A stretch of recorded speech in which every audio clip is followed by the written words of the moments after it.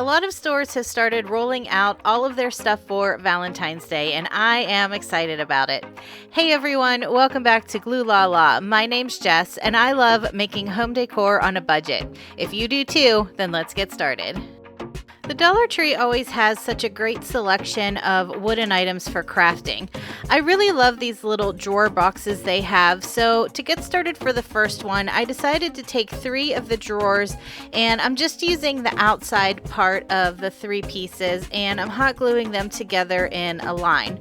I decided to just use hot glue because I use the Gorilla Glue sticks and they have a pretty good hold, but until the glue set, I just added a few clips, also from the Dollar Tree, to hold everything in place. To give my centerpiece some elevation, I'm using these wooden cubes, and I just took 4 of them and flipped the boxes over and glued the 4 in each corner of the 3 boxes to act as feet for on the bottom of the piece. Even though these pieces are real wood, there's not a lot of natural wood grain running through them. So rather than staining my boxes, I decided to give them 1 coat of white chalk paint. After my white paint had dried, I decided to do some dry brushing with the Elephant Color by Waverly. Now, I wanted the center of my boxes to stay fairly light, so as I was dry brushing, I concentrated around the perimeter of each box so that the center portion would stay a bit lighter. The Dollar Tree carries these wooden letters, which I knew would be perfect for on the front of my boxes.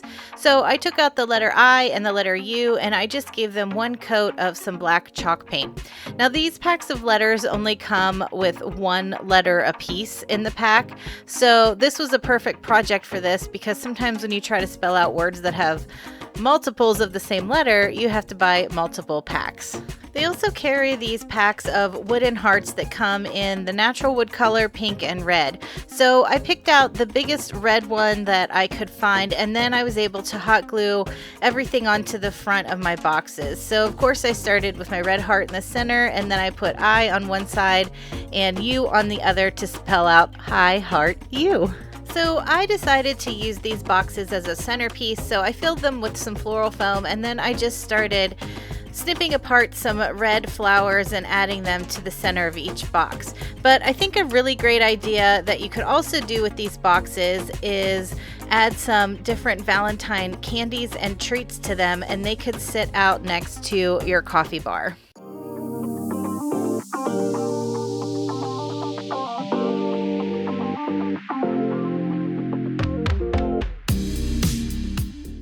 I found this really cute house-shaped bank at the Dollar Tree, and I knew I wanted to create something with it. Now, if you can't find this in your store, you could also do something similar just by using a shadow box frame, which they almost always have at the Dollar Tree.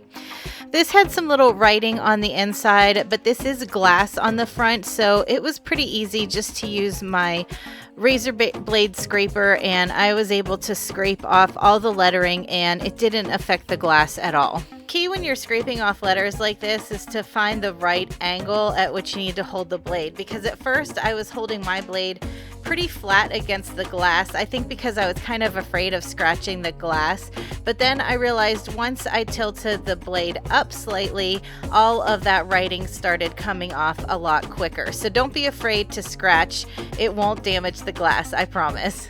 Of course, I needed to change the background on the bank, so I'm using some scrapbook paper because I have a ton of it in my craft room, but if you don't, you could always pick up one of the gift bags from the Dollar Tree, and they would make a really great background for something like this as well.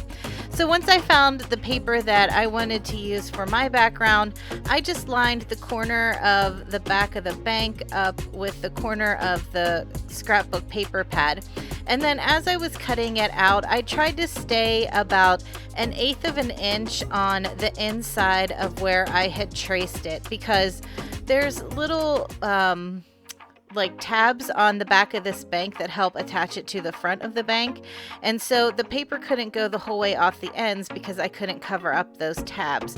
So once I had about 1/8 of an inch off the whole way around, I did a test fit, and I saw where I needed to cut more off so that it would fit better inside of those tabs. And then once I had it to where I liked it and where I felt like it fit well, I like to use double-sided tape when I'm doing doing paper crafts because it's just my favorite thing to use. And I love this Scor Tape.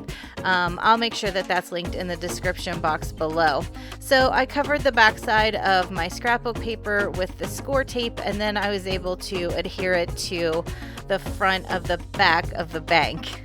I found these little bags of Hershey Kisses at the Dollar Tree, and they're wrapped in red foil, so I knew they would look really cute inside of this bank.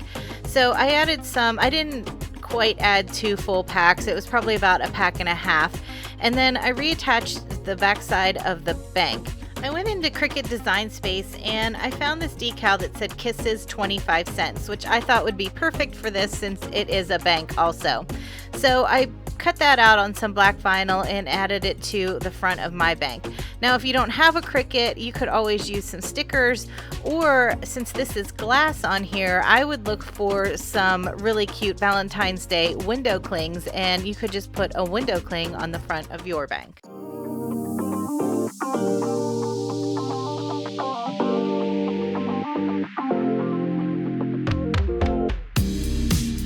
I would really love it if you gave this video a thumbs up, and make sure you're subscribed, and come follow me on Instagram because I'm trying to be more active over there so we can get to know each other.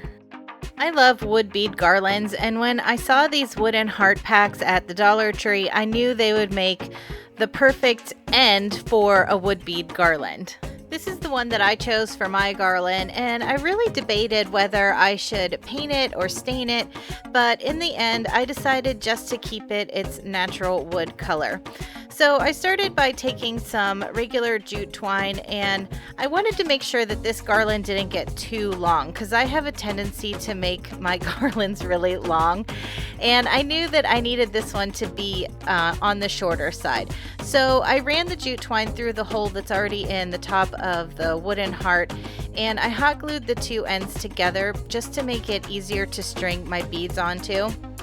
Now, I had found these wooden beads at Michael's after Christmas when everything was on sale, and I liked that they already had the red beads included. So I decided to keep the same pattern, and it was 1 red bead to 3 wooden beads. Now, if you don't have these or you can't find colored beads, beads are pretty easy to spray paint, or you could even use chalk paint or acrylic paint to create the pattern that you like. I wanted to try a different twist for a tassel on the other end of my garland. So normally I'll make tassels out of yarn or jute cord, but this time I wanted to try to make a tassel out of ribbon. So I gathered up a bunch of ribbons that I already had in my stash, and I kind of stuck with the red and white theme, and I think I may have even thrown a burlap ribbon in there. Just whatever looked good to me, I kind of grouped together. So I started by basically how you start a normal tassel. I started just wrapping it around my ruler, but since I was using more than 1 ribbon, I only wrapped it around my ruler maybe 3 or 4 times, and then I just started laying the ribbons on top of each other. So once I felt like I had enough ribbons looped around, then the basics for the tassel are the same as you would do when you're creating tassels out of twine. Now, since I already had 2 strings on the end of my garland, I was able to fold my ribbon loops in half, and then I could tie them right onto the garland because I already had 2 strings coming out of the end of it. So once I had all of my loops tied onto the other end of my garland, I folded them all in half, and I took some of that same jute twine and I tied it about 1 inch down from the fold in the loops, and I wrapped it around a few times, and then I just secured it in place with some hot glue. I liked how the jute cord looked wrapped around this tassel, but if you wanted a little bit more of a finished look, you could take another piece of ribbon and wrap it over top of the jute cord. I just really recommend using the jute cord first because I think it makes it more secure. Then all I had to do was even out my loops, but I found the easiest way to do this was to cut some of the loops first, and then I kind of held them down in between my fingers, and I was able to even them all off with each other.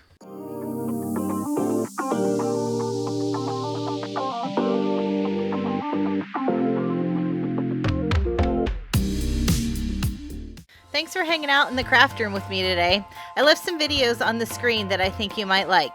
Have a great week, and I'll talk to you in the next one.